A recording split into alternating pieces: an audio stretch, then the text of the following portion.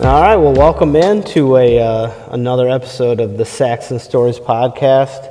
I am flanked by a lot of experience in this district. I've only been here a year and a half, so I'm fairly intimidated. We got Ed Domke. How many years in Hastings Area School? This is 40. 40, okay. And your official title, you're the head of the CTE department, correct? Director of Career and Technical Education. Absolutely. And then high school principal, Teresa Heidi. How many years in the district? 38 years in education, 36 in the district. All right. Well, like I and said. A lifelong resident, born and raised here. And I'm Jason Bussa, and I've been here a year and a half, so I want to learn some stuff from you guys. A little disclaimer, I don't know when this will go out, probably sometime in January, but so Principal Heidi, so we're filming this around Christmas. So when this comes out mid-January, we don't want people to think you just don't want Christmas to die. This was appropriate for the time period, and you look very festive. So thank you. I can certainly take the hat off if you would prefer. I think it brings the whole outfit together. But there's a reason why we got both of you here today, because you both oversee what are really important facets of education here at Hastings Area Schools. Start off with Ed over here, because I know being here at the school for about 2 years, and even before that working with the local newspaper, one thing you always hear about the school, one of the defining qualities of Hastings Schools is that it has such a rich offering of career technical education programs. And I've gotten to see it by going to places like the Ag Barn. I've gone out to the trades block where they're out in the field, construction students actually like building structures, pole barns and things like that. It's just across the spectrum. So I just wanted to really kind of get some high-level information for anyone that might not be familiar with what we offer in way of CTE, and just kind of walk through what we offer and how kids can get involved. So, I guess I'd start there. It's a lot to cover, but kind of give a broad overview of, maybe the history, how CTE has come along in the school, because, you've been here 40 years. Right. It's all come along under you. How far have we come in this area of education? Well, this is an amazing area, career and technical education, and I think a lot of, in many people's minds, originally it was either CTE or you're going to the university, and that's not really it at all. CTE is a culmination of doing real, so taking all those core subject areas and connecting them to the world of work is really what we do. And you can't do either or and really make that happen. But we have about 10 programs here at Hastings High School, and even though we don't have a Career Tech Center name connected with that, we do have state-approved career and technical education programs. So it could be anything from accounting or business management, marketing, cybersecurity, information technology, education academy, engineering design, agriculture, culinary arts, construction trades. So lots of different areas students can get involved with.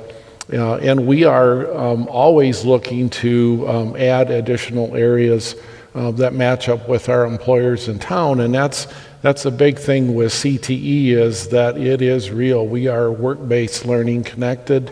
The students have the opportunity to get involved in a student leadership organization and compete for their technical and or leadership skills. Our students do very well on the state and national level in competitions, and many of those state winners are not just placing at the state, but taking first, second type place awards at that level, and our employers love it. In fact, sometimes we go out into the community and have the ability to send students out that actually help train our community industrial workers based on the level that our students are at. So it's really a neat experience for our kids. And Hastings is so manufacturing rich. We got big names here right in our own backyard. how much collaboration is there between your department and, companies, local companies? Are you keeping your ear to the ground and engaging demand and then tailoring the programs to meet those needs? That is correct. We always have at least 2 meetings per year as far as advisory committees in each of our program areas. In addition to that, we usually do a county-wide meeting in the spring as well to make that connection. We set up work-based learning opportunities with those companies. A lot of times we're on the phone with them almost on a weekly basis, sometimes connecting with what's needed out there, what is changing. One of the things with career and technical education that we must do is we must be technically literate. And so it's not like we start teaching in a program area and then I teach the same thing for 30 years. Every year we have to change our curriculum to meet those needs. So it's always a moving target to make that happen. But I think that also makes it current. I think the instructors like that because it's not the same old all the time. And so how do students, when in their high school journey are they getting on one of those tracks? Is it freshman year, say they're interested in welding or engineering or kind of the ag sciences and ag business? Does that start freshman year already, or where are they kind of picking where they want to go on their CTE journey? Well, we are actually working on revamping that a little bit, and it really needs to start at the elementary school level, and then middle school focus in a little bit more on that awareness and exploration, and then by the time they get to high school, they can choose that pathway, and it is a pathway which is very broad, and they can have on-ramps and off-ramps with that process if they do want to change. But the quicker they get focused in on those areas, the more opportunities they really have, because all of our CTE programs also are connected with community colleges and universities, which allows those students to gain that college credit as well. And with the technology, that is always something that's needed, as well as credentials. So we really try to get them focused as early as possible. Some of the kids don't really know what they want to do. So they may be a senior and walk into a program and go, what have I done all these years? I absolutely love this. And that's the direction that we're going. So we do as much as we can that senior year to get them moving along that way, if it's either working with a local area employer right away out of high school, or going to college or university or apprenticeship type program. You kind of referenced it that, probably 10, 15 years ago it was you finish high school, you go to college. And we've seen that mindset kind of change, and I guarantee you've seen it change big time over the course of your career. We talk about current day, it's like the trades are where it's at, you want to make some money and fill a void in what's needed talent-wise, try the trades.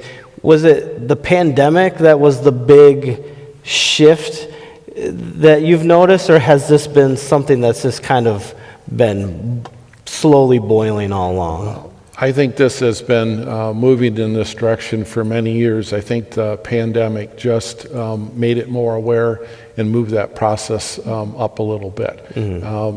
We were already headed there, and I think that transition was a good one. Our universities still have majors out there that students can go into and get a degree and walk out the door with a $100,000 debt, and there's no jobs attached to that, and there haven't been for 30 years. And so I think our students are doing a better job selecting their pathway and making sure everything is connected along the way so that it is a positive experience. In fact, many of our companies in town will actually pay for that university degree if that's what's required, because now it is a one-to-one. It's directly connected. In principle, Heidi, I wanted to go into the AP offerings we have, but to have a CTE program like we do here at the school, I mean, how attractive does that make it to students that they don't necessarily vibe with going to high school every day, sitting in your classroom, doing that. I have to imagine that adds just such a added dynamic to what you guys offer. Certainly, and before I even go down that road, I would like to just say, the day that Ed stepped foot on this campus, he was a visionary. So it's been going on for 40 years, knowing what the program should look like. And I think both of us keeping our eye on the prize, which is always kids, and what that's going to take to get to the next level. So it's not just pandemic, though that did push a little bit more. He's been a visionary all these years in knowing what this community needs. So hats off to Ed for that. I do many tours for students that are thinking of coming here. And one of the things I can walk through the halls of, well, this is where your English class will be, but it's when I get into the CTE rooms that their interest comes alive, especially you walk into a plant animal science and they see the opportunities that lie ahead, culinary, trades. There is something for every student. So having this robust CTE program that Ed and his staff have put together, and the community relations in order to do that, fantastic. That's all for now. We'll have the rest of the conversation in our upcoming episode. But while you're here, do us a favor and help us analyze our district's needs when it comes to buildings, grounds, and infrastructure. We've launched a large-scale needs assessment to help our district plan for the coming decades. Your input is a huge part of that process. You can complete our survey online right now. Follow the information on the screen to do so, or if you're listening, visit hassK12.org and click the Facilities Planning button near the top of the page. Thank you.